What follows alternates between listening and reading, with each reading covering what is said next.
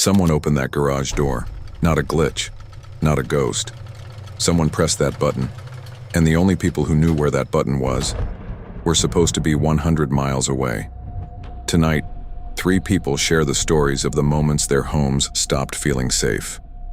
Not because of what a stranger did, but because of what a stranger knew. Stay with me until the end of this one, because the third story is the one that still doesn't have an explanation. Quick question before we begin. Which scares you more, someone breaking into your home or someone watching your home before they do? Let me know in the comments. I read every single one. I want to be clear about something before I start. I am not a nervous person. I don't spook easily. I grew up in a house with 3 older siblings, so if anything, I was always the one pushing toward things instead of running from them. I tell you that, so you understand what it means when I say that night changed something in me. It's been almost 10 years, and I still think about it. Growing up, my brother and I shared a bedroom for most of our childhood. 2 twin beds, 2 dressers, 2 closets. Not uncomfortable, but not exactly a place you'd want to spend hours studying either. So the moment he left for college, I wasted no time.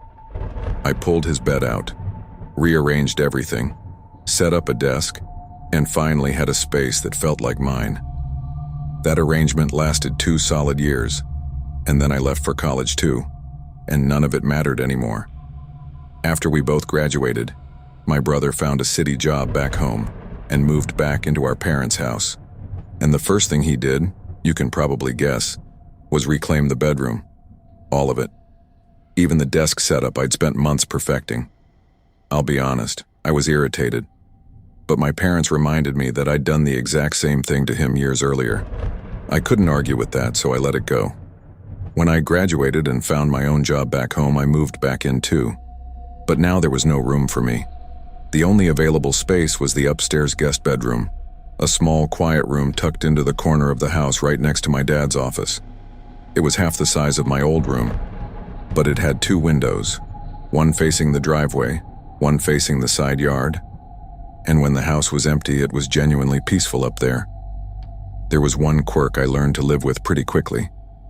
The guest bedroom sat directly above the garage, so every time someone hit the garage door button, the entire floor would vibrate. Not subtly either. A full, unmistakable rumble that lasted about 10 seconds. The whole time it took the door to rise. I became very familiar with that feeling. So familiar that one Friday night, it woke something in my chest that I still can't fully describe. It was late June. My parents were spending the weekend at the shore house like they did almost every summer. My brother was in Baltimore for a work conference and wasn't supposed to be back until Saturday afternoon. I was alone in the house. I'd had one of the worst work weeks I could remember, the kind of week that takes something out of you and doesn't give it back. I'd turned down every invitation from friends and ordered food instead. By 11:30, I was lying in bed with a book, finally starting to feel like a human being again. The house was quiet, and then the floor moved. That slow, low vibration. 10 seconds of it. The garage door opening. I remember lying completely still for a moment, like if I didn't react, maybe I'd misread it. But I hadn't. I'd felt that sensation hundreds of times. There was no mistaking it. None of my family should have been home. I got up and looked out the window toward the driveway. It was dark, the kind of summer dark that swallows detail, and I couldn't make out much. The garage door was open, but I couldn't tell if a car had pulled in or if someone was standing inside. I went to the closet and found one of the old baseball bats buried under a pile of winter things. Then I started moving toward the stairs. Part of my brain was already building explanations. Maybe my parents had forgotten something. Maybe my brother's plans changed. Maybe the opener glitched and triggered on its own. I've heard of that happening. But the explanations felt thin. They felt like the kind of thing your mind tells you because the alternative is too uncomfortable to sit with. I hit the bottom of the stairs and stopped. Voices. Quiet enough that I couldn't make out words, but distinct, 2 of them maybe, coming from the far side of the house, coming from the direction of the bedrooms. And right there, the explanations fell apart completely. I pulled out my phone and called 911. I kept my voice low, gave them my address, told them someone was inside. The operator told me to stay where I was, stay quiet, and not to make my presence known. Help was already on the way. I put the phone back in my pocket and left the call live. And then I did something I've never been able to fully explain. I didn't hide. I started moving toward the voices. Looking back, I understand that what I did was dangerous, reckless, the kind of thing people hear about and shake their heads at. But in the moment, there was nothing calculated about it. It was instinct, primal and immediate. I crept down the hallway, bat in both hands, and stopped just outside my parents' bedroom door. On the other side, I could hear drawers being pulled open, closet hangers scraping against the rod, things being moved with casual urgency, like they had time and weren't worried about being interrupted. At this point, what would you have done? Would you have stayed hidden and waited for the police? Or would something inside you have pushed you forward too? Tell me in the comments. Because even now, I'm not sure I made the wrong call. I kicked the door open and started yelling. There were two men inside my mother's closet.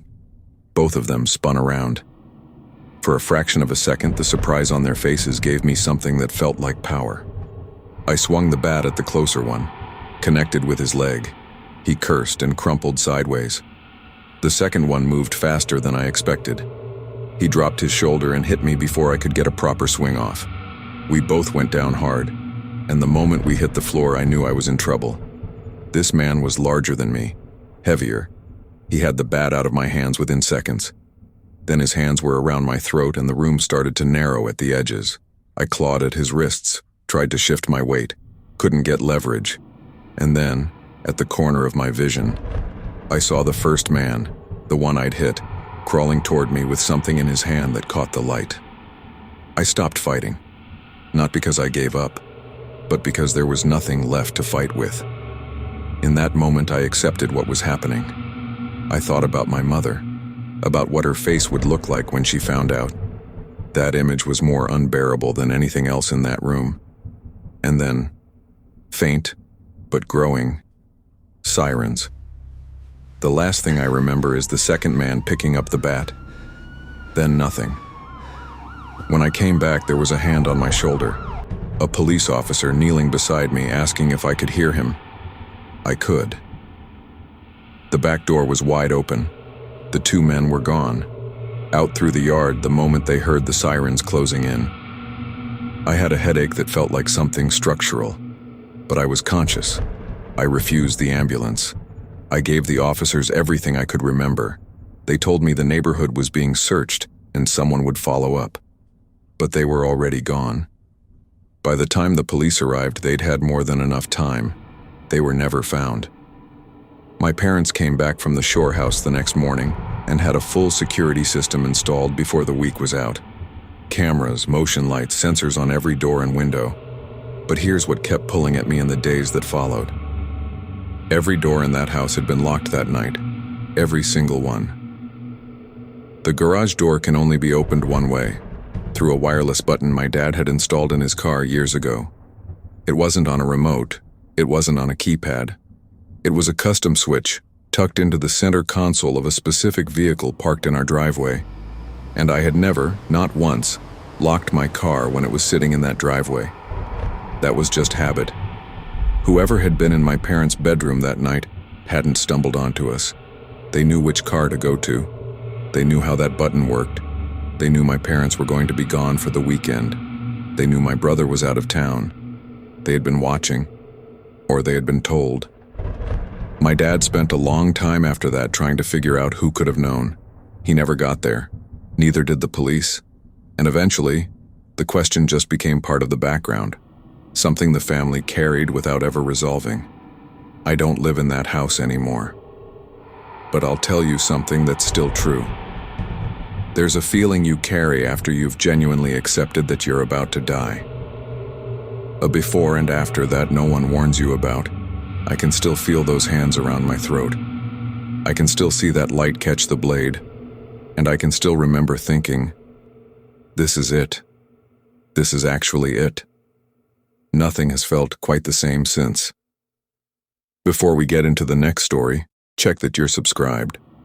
Most people who watch Nightfall Narratives haven't subscribed yet, and these are the kinds of real stories we tell every single week. Hit that button now so you never miss one. This one happened about 6 months ago. I've told it to a few people since, and every time there's this moment, right in the middle, where whoever I'm talking to goes quiet. Not dramatically quiet, just still, like something just clicked into place for them that they weren't expecting. That's the part I want you to pay attention to. I moved back to my hometown about a year ago to be closer to my mother. She's getting older, and she's had a few minor falls around the house. Nothing life-threatening, but the kind of thing that makes you rearrange your priorities without much internal debate. She's stubborn in the way certain people of a certain generation are stubborn.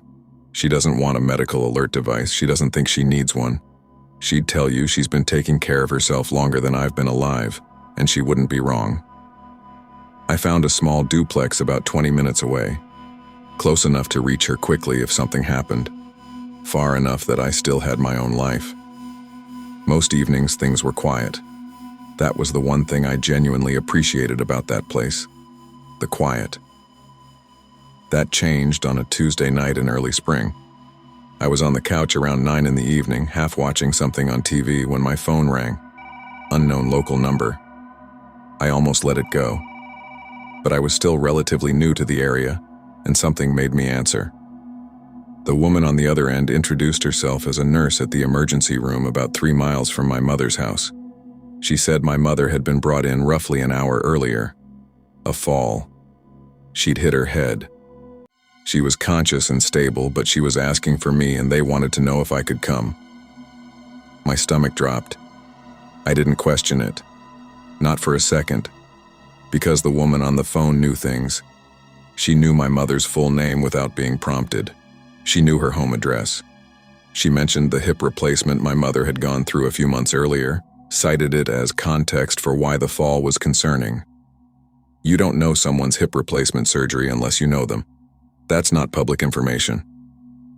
I was already grabbing my keys before she finished talking. I didn't check the locks. Didn't even think about it. I pulled the front door shut behind me, got in my car, and drove. The ER was 12 minutes away. It felt like 40. I went straight to the reception desk and told them I'd gotten a call. I gave them my mother's name. Explained she'd been brought in for a fall. The nurse looked at her screen, then looked at me. There was no record of my mother being admitted. No record of her being treated. No record of any call being made to a family member. I told her there had to be a mistake, that someone from this exact hospital had called me less than 20 minutes ago. She was patient with me. She was thorough. She checked twice. Nothing. She suggested I call my mother directly. I stepped outside, stood in the parking lot, and dialed her landline. She answered on the third ring, a little groggy, a little annoyed. She'd been asleep. I told her I was just checking in, told her to go back to sleep. And standing there in that parking lot, I felt it settle over me. Not all at once, but in pieces, like something assembling itself from the outside in. Someone had called me using my mother's name, her address, her medical history. Someone had constructed a scenario perfectly tailored to the one thing that would make me leave without thinking, and they had waited until I was gone. I drove home faster than I should have. The front door was closed, just like I'd left it. For about 4 seconds, I thought maybe I was wrong. Maybe I'd overreacted. Then I stepped inside. The TV was gone. The laptop. A small collection of jewelry I kept in a box on my dresser. But it was the other things that made my hands shake. The family photos from the hallway had been taken out of their frames. Not the frames, just the photos themselves. Small pictures, paper light, no resale value. The prescription bottles from my bathroom cabinet had been emptied and taken. There's no version of a burglary where you take family photos. There isn't one. A thief after quick cash doesn't stop to slide photos out of frames. That takes time. That takes intent. I called the police and stood in the middle of my living room and tried not to think about what the photos were for. The officers listened to the whole thing. They agreed. Whoever had called me hadn't guessed. They'd known. The hip surgery detail alone ruled out coincidence. This was someone who had access to information about my mother and me that most people in our lives didn't even have. I went through everyone I could think of. I couldn't land on a single person. The photos are what I keep coming back to. Because prescription bottles, fine. That's identity documentation. That's something someone could build a scheme around even if it's a cold, calculating kind of terrible. But photos of specific people, photos that mean nothing to anyone outside the family, that's personal. That's someone telling you, I see you. I've been paying attention, and I'm not done. Is there anyone in your life and an acquaintance, someone on the edge of your circle who knows just a little too much about you? Someone who always seems to know when you'll be home or when you won't? Drop it in the comments. Because I've been thinking about that question every day since this story came in. My mother, when I told her what happened, swore she couldn't think of anyone she might have talked to. But my mother has never been careful with that kind of thing. She trusts people, she talks, I've warned her. She's taken it seriously now, finally. More seriously than the medical alert device, which she still doesn't have. I got a Ring camera for the duplex. I moved the following month. But I've never fully convinced myself that it's over. Because whoever did this didn't take the camera. They didn't take the laptop stand. They took the things that would help them understand me better. The things that would help them come back. And I've never stopped feeling like the story isn't finished yet. If you're enjoying these real-life horror stories, subscribe now. New stories are uploaded regularly, and the next one might be the one that stays with you for weeks. The first story was about someone who knew too much. The second was about someone who planned everything. But this last story is different, because even now, nobody can explain how it happened. I want to say up front, I know how this sounds. I've told it to people and watched their faces shift through about 4 different expressions before I even get to the strange part. So I'll just say it plainly and let you decide what to do with it. I'm a single man in my early 30s.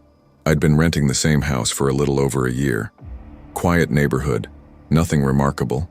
The kind of place you stop noticing after a few weeks because it just becomes the background of your life. I'd made it mine. That was the thing. I wasn't just passing through. I'd settled in, built a routine, felt comfortable in a way I don't take for granted after years of moving around. All of that changed on a Thursday night. It was around 11. I was getting ready for bed when someone started pounding on my front door. Not knocking. Pounding. The kind of sound that makes you check the door frame is still intact. I looked out the window but couldn't see clearly. The porch light doesn't hit the right angle. I'm not someone who scares easily, so I wasn't afraid. I was irritated, confused. I opened the door but kept the screen door latched as a layer of separation. The man standing there looked like he'd been through something. Somewhere in his mid-30s. Average height. His hair was pushed in every direction. His clothes looked like he'd slept in them, then slept in them again. But it was his energy that made me hold very still. His eyes wouldn't stop moving. His breathing was heavy and shallow at the same time. He was pacing even while standing in one place. This small, agitated shifting of his weight, like his body couldn't decide whether to run or break through the door. Before I could say a word, he started telling me that this was his house, that I was trespassing, that he was going to call the police. I assumed drugs immediately, or a mental health crisis, or both. I've seen both, and this checked every box. I kept my voice even and told him he had the wrong address. That's when he started describing the house. Not the outside. Not things you could observe from a driveway. The inside. He knew that the master bedroom door swings into the toilet if you open it too fast. He knew the back door sticks unless you lift it slightly while turning the handle. He knew specific, structural, interior details about this house that you cannot know unless you have been inside it. I stopped talking. I just stood there and let him go. because I didn't know what else to do. And something in my chest had started doing something I didn't have a name for yet. Then he pulled out a folder. Through the screen door, he held it up and showed me what was inside. A lease agreement with his name on it, dated about 6 months before I moved in. Pieces of mail addressed to him at this address. I told myself it was forged. People forge things. That was the simplest explanation. And then he opened his phone. The photos were of my house, not the exterior, the interior. My living room, my kitchen, my bedroom, the room I slept in. In every picture, this man was inside the house doing ordinary things, watching TV on what was now my couch, cooking at my stove, lying on what was now my bed, one arm behind his head, completely at ease. And he wasn't alone in most of them. There were other people, women, friends, a whole group in some shots. All inside this house. All people I'd never seen before in my life. The one that hit me hardest was a photo he claimed was from the 4th of July, just a few months before this conversation. A woman holding the phone, facing the camera, everyone smiling, fireworks box on the table behind them. It looked completely real, not staged, not altered, just a regular summer night. In my house, without me. And I know what you're thinking. I know. Photoshop exists. Dates can be changed. But here's what I couldn't get past. I was home on the 4th of July. I was there. I remember that night. And I can tell you with certainty that there was no one else in that house. I told him I was calling the police, not to threaten him. I just couldn't think of any other path forward. The moment I said it, something shifted in him completely. The agitation drained out of his face. He became very calm, almost gentle. He said he'd wait outside while I made the call. Then he walked away from the porch and disappeared into the dark. I watched the window for the entire 10 minutes it took the police to arrive. I never saw where he went. The officers came, heard the story, checked my documentation, and told me, more or less, not to worry. Probably a mental episode. Probably harmless. As long as he was gone, I should just go about my night. I didn't feel good about that. But I let them leave. I reached out to my landlord, who'd owned the property for over 20 years and knew every tenant personally. He had no idea who I was describing. The name, the face, the physical description, none of it matched anyone who had ever rented from him. I tracked down the previous tenants with his help. They'd lived in the house for 3 years, alone, no roommates.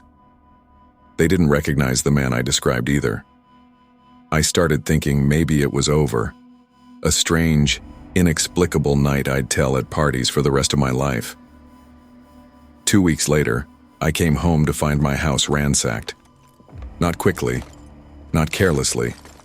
Whoever did it moved through every room with purpose. Drawers opened, boxes pulled down, closets turned inside out. But my TV was still there. My laptop, my gaming setup, all of it sitting in the middle of rooms that had been systematically searched. They weren't looking for valuables. They were looking for something specific, and they'd gotten in without forcing anything. No broken windows, no damaged locks, no signs of entry at all. They had a key. My landlord changed every lock in the house the next day, free of charge. He also added a secondary deadbolt and a chain at the back door. But the question that I haven't been able to get rid of, the one that still sits with me every night in that house, is not about the break-in. It's about the photos. Because I can explain the documents. People forge things. I know that. And I can build a theory around the break-in. Someone obsessed, someone delusional, someone who convinced themselves they belonged there. But the photos. I was there on the 4th of July. And in those photos, he was there too. I don't have a clean resolution for you. The police have a file on it. My landlord has security measures in place. Nothing has happened since. But I think about those pictures. I think about what it would take to produce them. And I think about the fact that my landlord, a man who has known every corner of that property for 2 decades, looked at those descriptions and had nothing. No recognition. No memory. Nothing. I have a friend who said maybe this isn't something that can be explained rationally. I don't go that far. I don't believe in that. But I'll tell you what I do believe. Someone was in my house. Someone I can't account for. Someone who left evidence of a life I have no memory of sharing. And somewhere out there that folder still exists, with his name on it. I just never got close enough to read it. If you're still here, you're exactly the kind of person this channel is for. Subscribe to Nightfall Narratives and turn on notifications. Every week we bring you true stories that prove the scariest things aren't monsters. They're people. And before you go, I want to know which one of these stayed with you. The garage door? The phone call? Or the man with the photos? Tell me in the comments. Your answer says something about the kind of horror that actually gets to you. And that's exactly the kind we're going to keep making. See you in the dark.